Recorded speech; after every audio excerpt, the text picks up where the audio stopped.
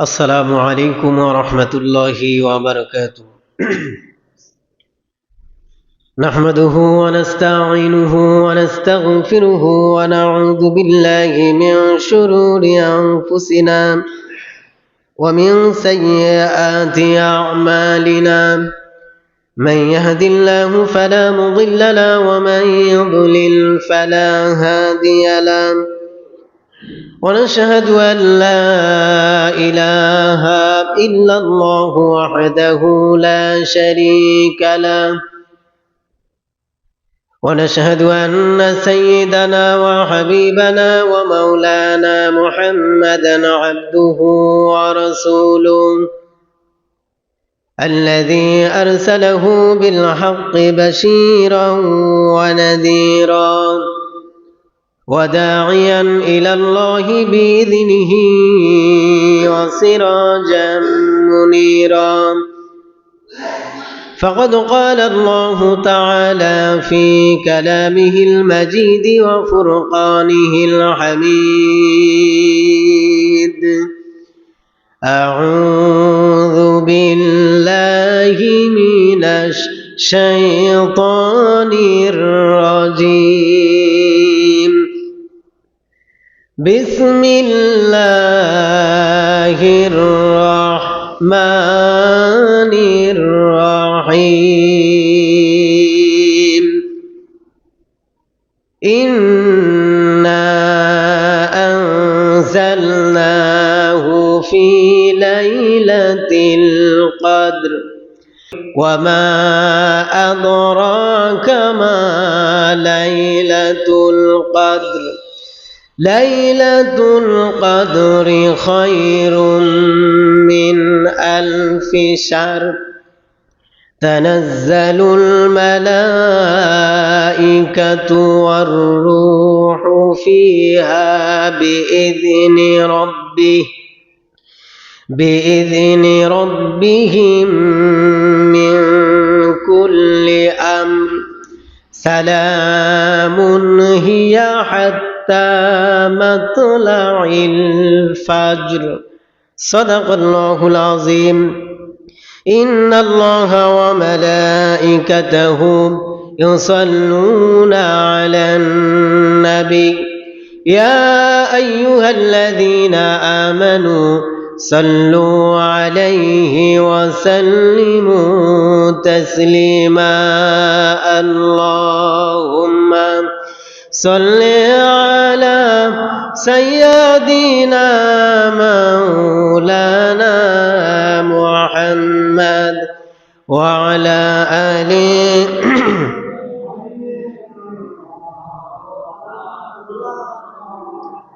মোহাম্মদের সাথে পড়েন আল্লাহুম্মা সাল্লি আলা সাইয়্যিদিনা মাওলানা মুহাম্মদ ওয়া আলা আলি সাইয়্যিদিনা মাওলানা মুহাম্মদ বালাগাল উলা بكماله كشف الدجى بجماله حسنت جميع خصاله. صلوا عليه وآله. আলহামদুলিল্লাহ, সমস্ত তারিফ এবং প্রশংসা মহান আল্লাহ রব্বুল আলামিনের জন্য, যিনি আমাদেরকে পবিত্র মাহে রমজানের আজ তৃতীয় জুমতে হাজির হওয়ার তৌফিক এনায়েত করেছেন, যিনি আমাদেরকে অত্যন্ত বৃষ্টি কাদা উপেক্ষা করে হাজারো কাজকাম থেকে ফারেক করে দুনিয়ার হাজারো অশ্লীল মন্দ ধরনের কাজকর্ম থেকে হেফাজত করেছেন।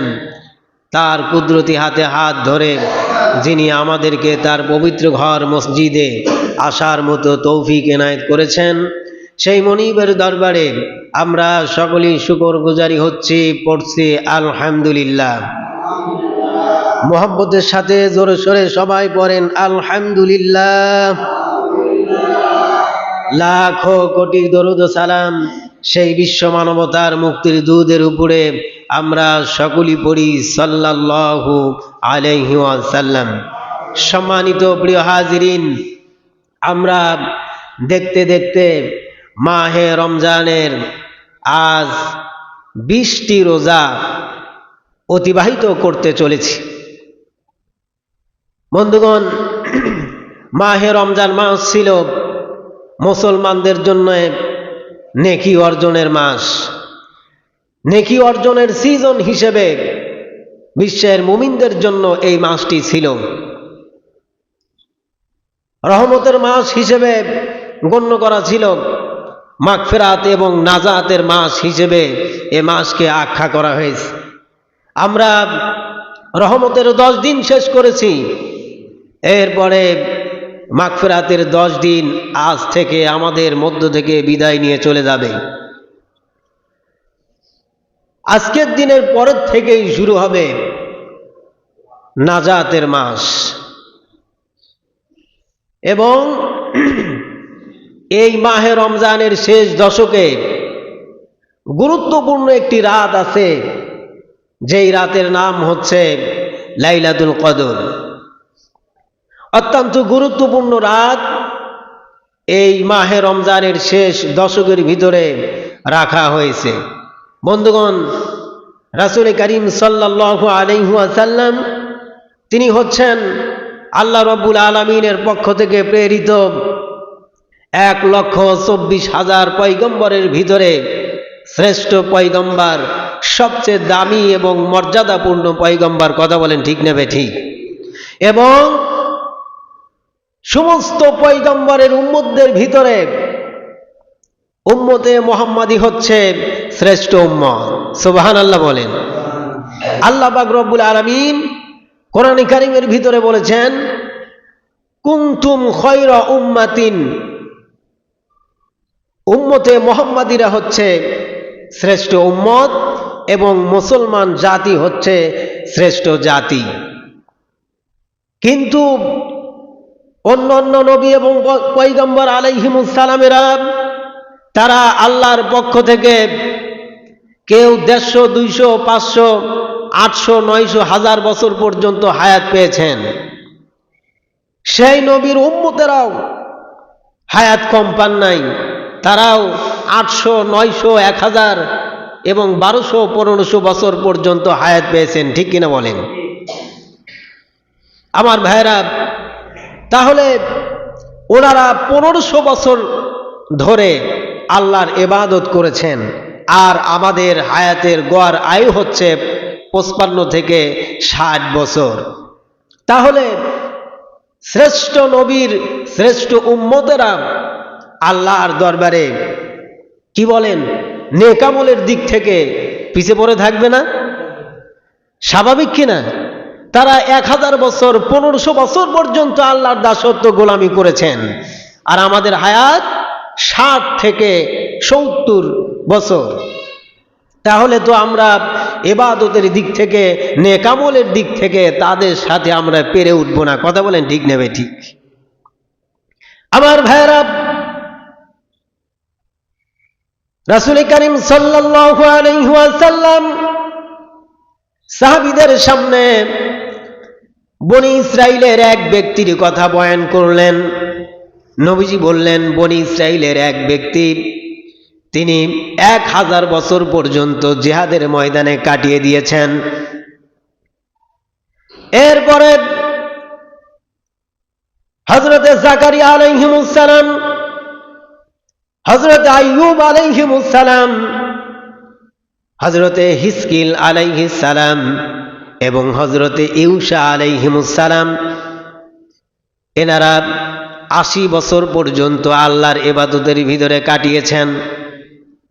নবীজি যখন সাহাবীদের সামনে এই আলোচনা পেশ করলেন, সাহাবীদের মনটা একটু খারাপ হয়ে গেল এবং তাদের মনটা একটু ভেঙে পড়ল। কারণ হচ্ছে অন্য নবীর সাহাবীরা 1000 বছর তারা শুধু জিহাদের ময়দানেই কাটিয়ে দিয়েছেন। অন্য নবীরা 80 বছর পর্যন্ত তারা আল্লাহর ইবাদতের ভিতরে কাটিয়েছেন। তাহলে সেই তুলনায় আমাদের হায়াত তো 60 থেকে 70 বছর।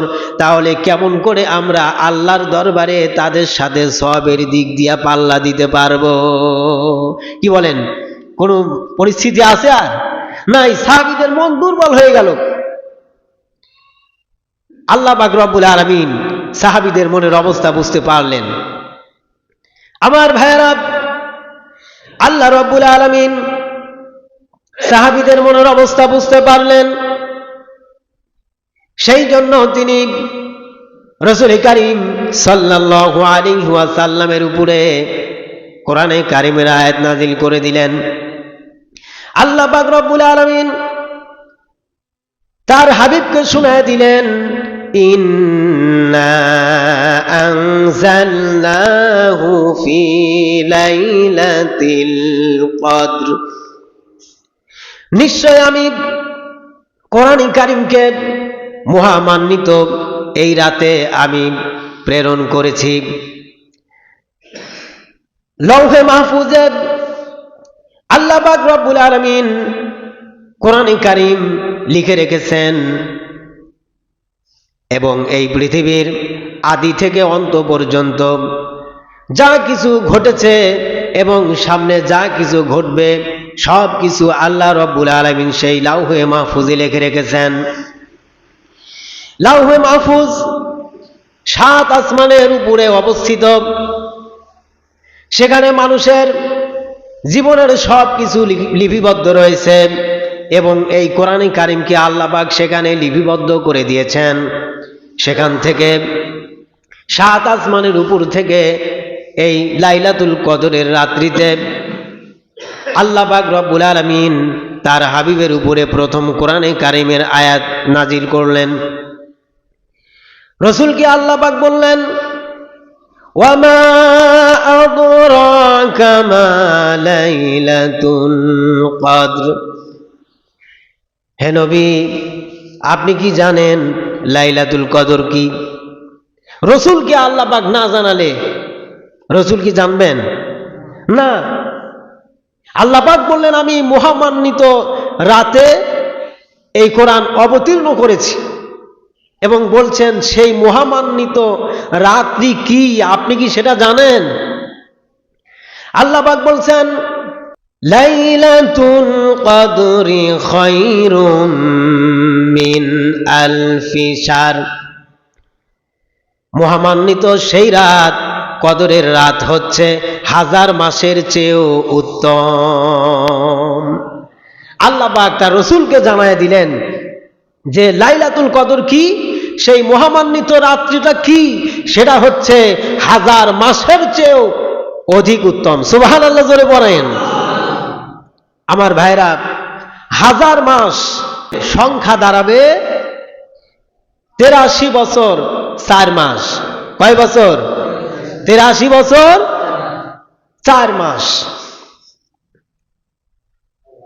শুধুমাত্র একটি রাত। কোন রাত? লাইলাতুল কদর। কোন রাত? লাইলাতুল কদর। এই লাইলাতুল কদরে যদি আমরা একটি রাত ইবাদতে কাটাতে পারি, আল্লাহর দাসত্ব করতে পারি, তাহলে 1000 মাস ইবাদত করলে যে সওয়াব হতো তার সমান নয়, তার চেয়ে বেশি ফজিলত আমরা হাসিল করতে পারব। তাহলে আমাদের বয়স সীমা কত? 50 থেকে 60 বছর, 70, 80 বছর, ঠিক কিনা কোন? এই 50, 60, 70, 80 বছর বয়সে কোনো ব্যক্তি যদি একটা লাইলাতুল কদর পায় আর যদি ইবাদত করতে পারে, তাহলে তার সওয়াবের দিক দিয়া কত বছর হচ্ছে? 83 বছর 4 মাস। আমার ভাইয়েরা, এভাবে করে কোনো ব্যক্তি যদি তার জীবদ্দশায় মাহে রমজানে 12টি বছর লাইলাতুল কদর পেয়ে যায়, তাহলে যে ব্যক্তি জীবদ্দশায় 12টি রমজানে লাইলাতুল কদর উদযাপিত করবে, অতিবাহিত করবে, আমলের সাথে রাত্রি জাগরণ করতে পারবে, আল্লাহ রাব্বুল আলামিন তাকে 1000 বছর ইবাদত করার চেয়েও বেশি সওয়াব দান করবেন। আমার ভাইরা, এই বৈশিষ্ট্য শুধুমাত্র একমাত্র এই উম্মতের জন্যই আল্লাহ পাক রেখেছেন। আমাদের পূর্বে যত নবী এবং উম্মত এসেছিলেন তারা লাইলাতুল কদর পান নাই। আমার ভাইরা, তাহলে একবার চিন্তা করেন, কোন ব্যক্তির বয়স, কোন ব্যক্তি যদি এই পৃথিবীতে হায়াত পায় 60 বছর, কয় বছর? 60 বছর, আর তার বালেগ হওয়ার আগ পর্যন্ত আমি 12 বছর যদি মাইনাস করে দিই, থাকে কয় বছর? 48 বছর। কয় বছর? 48 বছর। তাহলে কোন ব্যক্তি যদি তার জীবদ্দশায় 48 বছরে 48টি রমজানে 48টা লাইলাতুল কদর উদযাপিত করতে পারে, আমল করতে পারে, আল্লাহ পাক রব্বুল আলামিন 4000 বছর ইবাদত করার চেয়ে অধিক উত্তম সওয়াব তারে দান করবেন। আমার ভাইরা, এবার দেখুন তো, আমাদের হায়াত যদিও 50-60 বছর হয়, আমাদের আর কোনো অভাব আছে? আমাদের আর কোনো দুশ্চিন্তার কারণ আছে? কোনো কারণ নাই। বন্ধুগণ আমার, এ হচ্ছে সেই লাইলাতুল কদর। আমাদের আজ থেকেই শুরু হবে, আজকের থেকেই শুরু হবে। রাসূল করিম সাল্লাল্লাহু আলাইহি ওয়াসাল্লাম তিনি বলেছেন যে সেই লাইলাতুল কদরকে তোমরা তালাশ করবে। কোন সময়? মাহে রমজানের শেষ দশকের বেজর রাত্রগুলোতে তোমরা লাইলাতুল কদর তালাশ করবে। অর্থাৎ আজকে 20 রমজান, আর তারাবি হবে কয়টা? 21টা, 21 রাত্রি হবে। আমাদের দেশে অধিকাংশ জায়গায় দেখা যায় যে আমরা শুধু 27 রাত্রকেই লাইলাতুল কদর হিসেবে আমরা পালন করি, সেই রাত্রেতে ইবাদত করি, জাগ্রত থাকি। আমার বন্ধুগণ, জাস্ট আমরা যদি শুধু 27 রাত্রিতেই ইবাদত করি, তাহলে আমরা লাইলাতুল কদর পাবো এই নিশ্চয়তা নাই।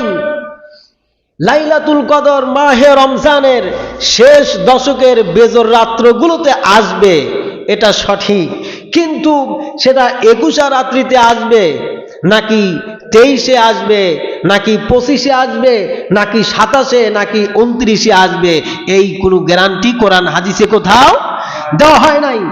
সেই জন্য রাসূল সাল্লাল্লাহু আলাইহি ওয়াসাল্লাম যখন মাহে রমজান মাস আসতো, তখন অন্য অন্য মাসের চেয়ে মাহে রমজান মাসে তিনি আল্লাহর ইবাদত আর বেশি বেশি করতেন। আবার এই রমজান মাসে মাহে রমজানের প্রথম 10 দিন, দ্বিতীয় 10 দিন যখন পার হয়ে যেত, শেষ 10 দিন এসে এই পূর্বের আগের 20 দিনের চেয়ে এই শেষের 10 দিনে তিনি আরো ইবাদত বেশি করতেন। আল্লাহর হাবিব যেদিন থেকে 20 তারাবি পার হয়ে 21-এ তারাবি আসতো, মাহে রমজানের শেষ দশক যখন শুরু হয়ে যেত, নবীজি প্রত্যেকটা রাত্রেই আল্লাহর ইবাদত করেছেন। তার স্ত্রীদেরকে বলেছেন ইবাদতের প্রস্তুতি নেওয়ার জন্য, এবং তার সপরিবারকে তিনি ইবাদতের তাগিদ দিয়েছেন। এমনকি হাদিসের ভিতরে এসেছে সারা রাত্রি ইবাদত করলে মাজা লাগবে বলে রাসূল করিম সাল্লাল্লাহু আলাইহি ওয়াসাল্লাম রমজানের শেষ দশকে তিনি কোমরে রশি বাঁধতেন, যাতে করে মাজায় কোনো সমস্যা না হয়ে যায়। আমার ভাইরা, সেই জন্য আমাদেরকে মাহে রমজানের এই শেষ দশকগুলিতে লাইলাতুল কদর পাওয়ার জন্য আমাদেরকে বেশি বেশি ইবাদত করার দরকার আছে না নাই? শুধুমাত্র 27 রাত্রিতে আপনি যদি ইবাদত করেন, তাহলে আপনি লাইলাতুল কদর পেয়েছেন এই নিশ্চয়তা নাই। সুতরাং লাইলাতুল কদর যদি আপনি পেতে চান, তাহলে অবশ্যই আপনাকে আজ থেকেই রাত্র জাগরণ করতে হবে আল্লাহর ইবাদতের মধ্য দিয়া। কি দিয়া? জোরে কোন। আল্লাহর ইবাদতের মধ্য দিয়া। আজকে ইবাদত করবেন, বিশেষ করে বেজর রাত্রিগুলোতে ইবাদত তো অবশ্যই করবেনই। পরিপূর্ণ সাকসেস হওয়ার জন্য যদি সম্ভব হয় তাহলে রমজানের শেষ দশকের 10টা রাত ধরেই আপনারা ইবাদত করার চেষ্টা করবেন। এভাবে যদি আপনি ইবাদত করেন তাহলে আল্লাহর হাবিব বলেছেন, কোনো ব্যক্তি যদি লাইলাতুল কদরে একটি রাত আল্লাহর রাজি খুশি করার উদ্দেশ্যে সওয়াবের আশায় পরিপূর্ণ ইখলাসের সাথে একটা রাত যদি ইবাদত করে, তাহলে আল্লাহ রাব্বুল আলামিন তার পূর্বের সমস্ত গুনাহগুলি মাফ করে দিবেন। সমস্ত গুনাহগুলি আল্লাহ পাক মাফ করে দিবেন যদি আপনি পরিপূর্ণ আস্থার সাথে, বিশ্বাসের সাথে, ইখলাসের সাথে এবং সওয়াবের আশায় এই রাত্রগুলিতে আপনি ইবাদতের ভিতর দিয়ে কাটাইতে পারেন। আপনার পূর্বের জীবনের সব গুনাহগুলি আল্লাহ পাক কি করবেন? মাফ করে দিবেন। সুবহানাল্লাহ। আমার ভাইরা, হাদিসের ভিতরে এসেছে লাইলাতুল কদর যেদিন শুরু হয়ে যায়, লাইলাতুল কদরে ফেরেশতা জিবরাইল তার বিশাল বাহিনী নিয়ে এই জমিনের উপরে তারা বিচরণ করেন। হাদিসের মধ্যে আসছে লাইলাতুল কদরে এত পরিমাণে রহমতের ফেরেশতারা এই পৃথিবীতে আগমন করেন। ফেরেশতাদের পদভরে, ফেরেশতাদের আগমনে, ফেরেশতাদের উপস্থিতিতে এত বিশাল বড় পৃথিবী তাদের কাছে সংকীর্ণ হয়ে যায়। আমার ভাইরা, এই মসজিদে লোক আসবে ধরেন 200 থেকে 300, লোক যদি 500 উপস্থিত হয় তাহলে কি জায়গা সংকীর্ণ হয়ে যাবে না? জায়গা সংকীর্ণ হবে কিনা বলেন? তো এই পৃথিবীর এত বিশাল জায়গা, কিন্তু এত বিশাল জায়গা থাকার পরেও লাইলাতুল কদরে ফেরেশতা জিবরাইল তার এই বাহিনীকে নিয়ে, অন্য ফেরেশতাদেরকে নিয়ে এত পরিমাণে রহমত নিয়ে এই পৃথিবীতে উপস্থিত হয় যে তাদের পদভরে, তাদের আগমনে এই পৃথিবীটা যেন সংকীর্ণ হয়ে যায়। সুবহানাল্লাহ বলে। আমার ভাইরা, আল্লাহ রাব্বুল আলামিন তিনিও বলেছেন, এই কোরআনের কারিমের ভিতরে তিনি বলে দিয়েছেন, সূরা কদরের ভিতরেই তিনি বলেছেন যে রমজান মাসে আল্লাহর রহমতের ফেরেশতারা এত বেশি আগমন করে আল্লাহর রহমত নিয়ে। এই রাত্রে যারা ইবাদত করবে ওই ফেরেশতারা ওই সমস্ত ব্যক্তিদেরকে রহমত করতে থাকবেন কতক্ষণ পর্যন্ত? মাগরিবের যখন আজান হয়ে যাবে, যখন সূর্য অস্ত হয়ে যাবে, তখন থেকে নিয়ে আবার সূর্য উদয় পর্যন্ত, অর্থাৎ ভোর পর্যন্ত সমস্ত ফেরেশতা মণ্ডলীরা এই মানুষগুলির উপরে আল্লাহর রহমত এবং বরকত দান করতে থাকবেন। সারা রাত ভরে মানুষদেরকে তারা রহমত আল্লাহ পাকের পক্ষ থেকে দিতে থাকবেন। সুবহানাল্লাহি বিহামদিহি। আমার বন্ধুগণ, এইটা আমরা চাই কি চাই না? দরকার আছে কিনা বলেন? আমরা যদি নাক ডেকে শুধু ঘুমাইতে থাকি এই বরকত পাওয়া যাবে? এই বরকতের আশায় আমাদের এই রাত্রে জাগরণ করা লাগবে। সবগুলা রাত্রে যদি আপনারা জাগরণ নাও করতে পারেন, অন্তত বেজর রাত্রিগুলো তো অবশ্যই আপনারা জাগরণ করবেনই, করতেই হবে এই সওয়াবের উদ্দেশ্যে। আর একটা কথা হচ্ছে, এই যে আমরা যেটা করি, শবে বরাত আসলে পরে সারা রাত ভরে আমাদের ঘুম থাকে না, সারা রাত ভরে আমরা ইবাদতে মশগুল থাকি কিনা কোন? শবে বরাতে বলা হচ্ছে যে ভাগ্য রজনী, ওই রাত্রে নাকি ভাগ্য মানুষের লিপিবদ্ধ করা হয়।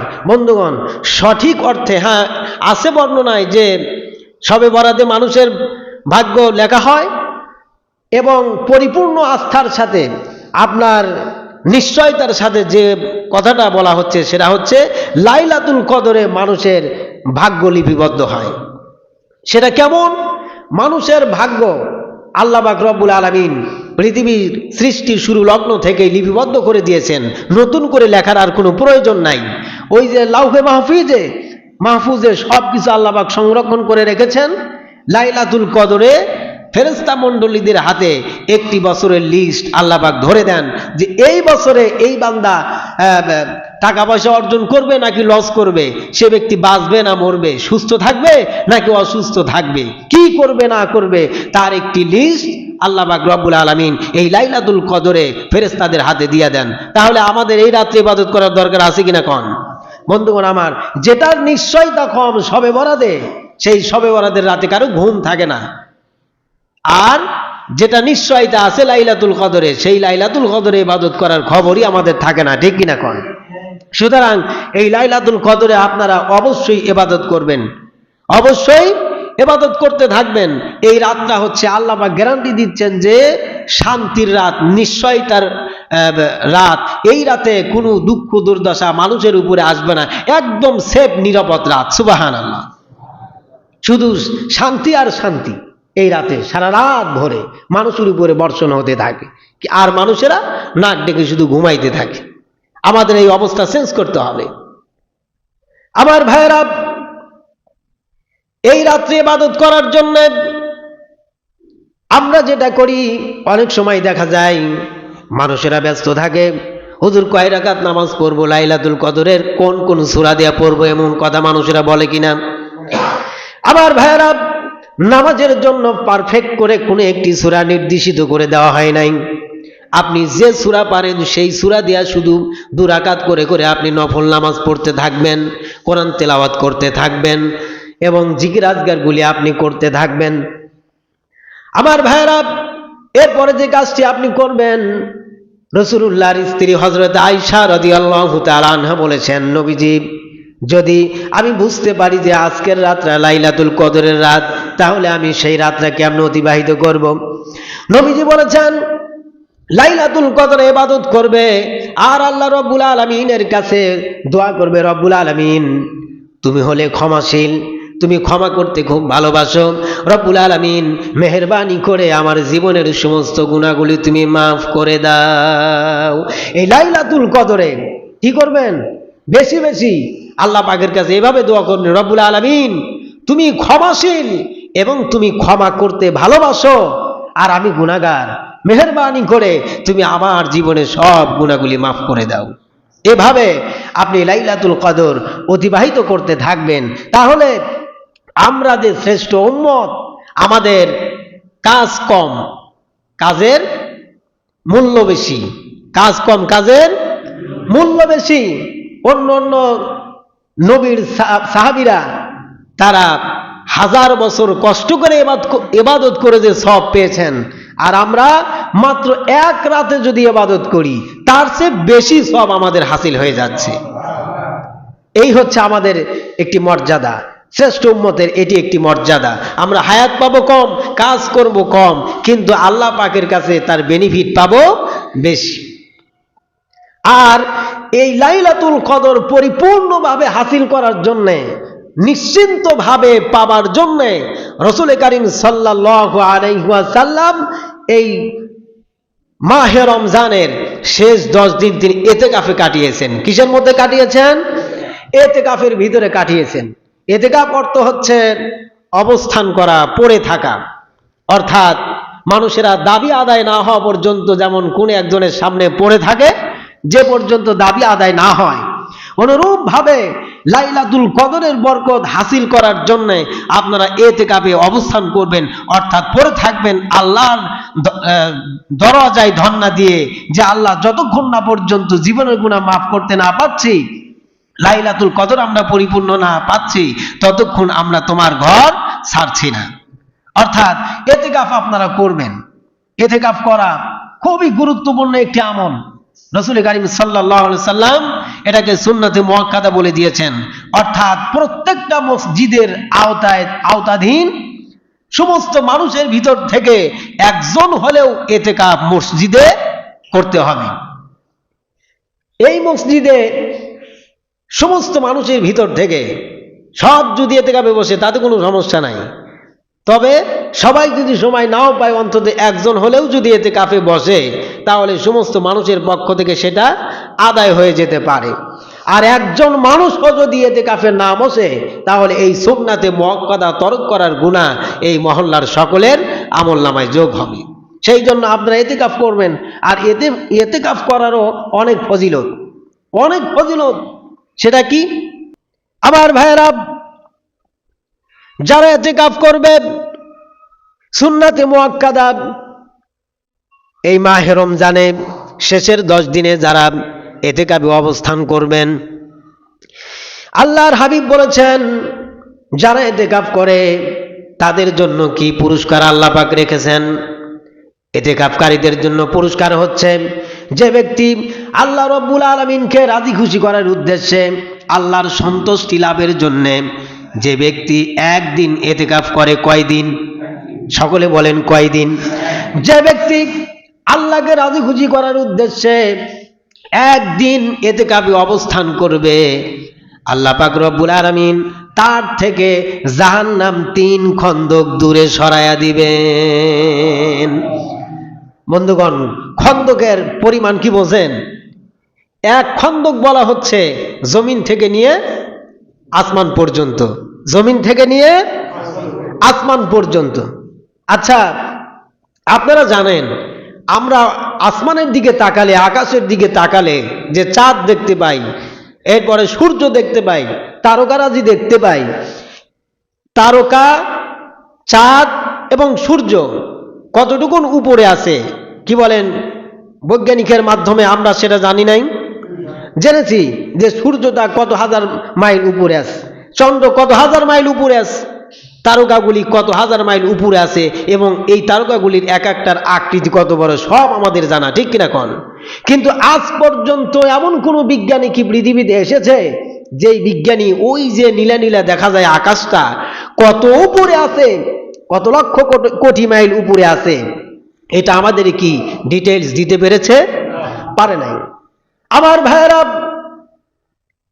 তাহলে একবার চিন্তা করুন, যে ব্যক্তি এই রমজানে শেষ দশকে একটা দিন ইতিকাফ করবে আল্লাহর রাজি খুশি করার জন্য, তাহলে তার থেকে জাহান্নাম 3 খন্দক দূরে চলে যাবে। তার এক খন্দকের পরিমাণ হচ্ছে জমিন থেকে নিয়ে আসমান পর্যন্ত। এর মানে হচ্ছে, যে ব্যক্তি আল্লাহর সন্তুষ্টির জন্য 10টা দিন ইতিকাফের ভিতরে শামিল থাকবে, তার পুরস্কার হিসাবে বলা যায় তাকে জাহান্নাম স্পর্শ করা তো দূরের কথা, জাহান্নামের একটু ধোঁয়াও তাকে আছর দিতে পারবে না, ঠিক না?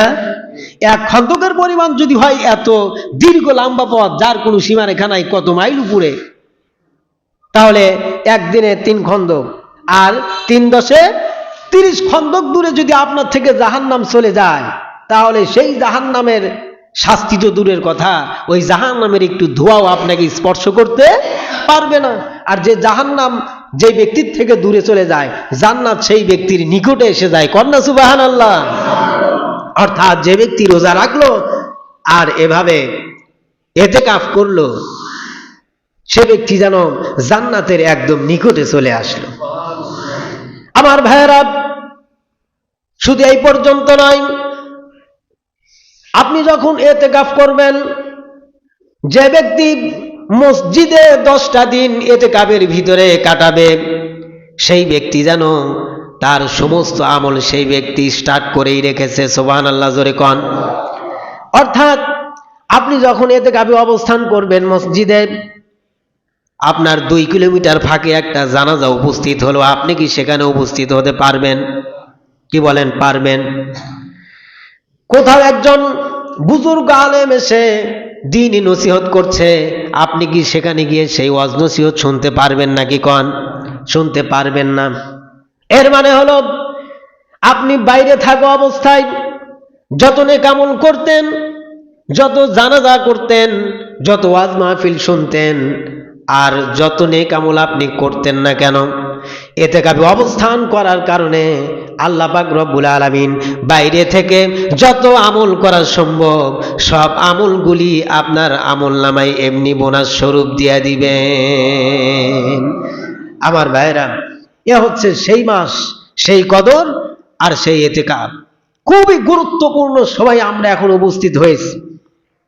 এতটা দিন আমরা হেলাই খেলায় যা নষ্ট করেছি, আজ থেকে, এখন থেকেই আপনাদের প্রস্তুতি গ্রহণ করা লাগবে। এখান থেকে নিয়ে এই 10টা দিন এবং 10টা রাত, একটা মুহূর্ত আমাদের থেকে যেন অযথা নষ্ট হয়ে না যায়। রাজি আছেন তো ইনশাল্লাহ? রাজি আছেন তো সবাই? সেই জন্য আপনারা ইনশাল্লাহ প্রস্তুতি গ্রহণ করেন আজকে থেকেই। যারা বাড়িতে কাজ বাজ নাই, ফিরি ফিরি বসে আছেন, যুবক হোক এবং বৃদ্ধ হোক, যারাই হোক না কেন, যদি সময় মেলে তাহলে মসজিদে এতেকাবে আসেন আজকের থেকেই। আজকে 20 রমজান, 21 রাত, সুতরাং আজকে সূর্য অস্ত যাবার আগেই, আসর নামাজের পরে এবং সূর্য অস্ত হওয়ার আগেই আপনাকে এতেকাফের নিয়তে মসজিদে অবস্থান করতে হবে। সূর্য অস্তের পরে কোনো ব্যক্তি যদি মসজিদে প্রবেশ করে তাহলে পরিপূর্ণ যে ফায়দা সেটা হাসিল হবে না। এবং এই যে এতেকাফ শুরু হলো, এর সীমা হচ্ছে কতক্ষণ?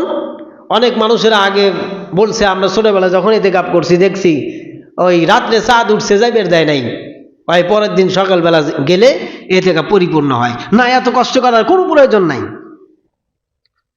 আপনি 21 তারাবি সূর্য অস্তের আগে মসজিদে প্রবেশ করবেন।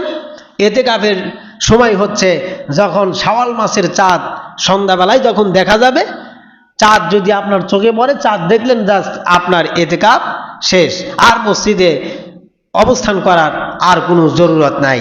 আপনি যদি এমনিতেই থাকেন সেটা আলাদা ব্যাপার, কিন্তু এতেকাফে থাকার জন্য যে বাধ্য হয়ে থাকতে হবে এইটা তার জন্য নাই। তো এই মসজিদে তো ইনশাল্লাহ এতেকাফের লোক প্রস্তুত হয়েছে নাকি কোন? আমার যতটুকু দায়িত্ব ছিল আপনারা জানার পরেও নতুন করে আবার আপনাদের সামনে কথাগুলি উপস্থাপনা করা, কি লাভ হবে, না করলে কি গুনাহ হবে, সব কিছু আমি আপনাদের সামনে বলে দিলাম। জাস্ট আমি ইমামের দায়িত্ব শেষ। এখন যদি আপনারা আমল করেন সব পাইবেন, না করলে গুনাহ হবে, গজব আসলে আপনাদের উপরই আসবে, অন্তত আমি বিশ্বাস করি আমার উপরে আর আসবে না, কারণ আমার দায়িত্ব আমি শেষ করেছি। এখন আপনি ইবাদত করে, এই যে বললাম এত গুরুত্বপূর্ণ রাত আজকে থেকে শুরু হচ্ছে, লাইলাতুল কদর পাবেন, যে এক রাত্রে ইবাদত করলে এবার 1000 মাসের চেয়ে উত্তম সব পাওয়া যাবে। এতেকাফ করলে এবার 3 খন্দক জাহান্নাম দূরে যাবে।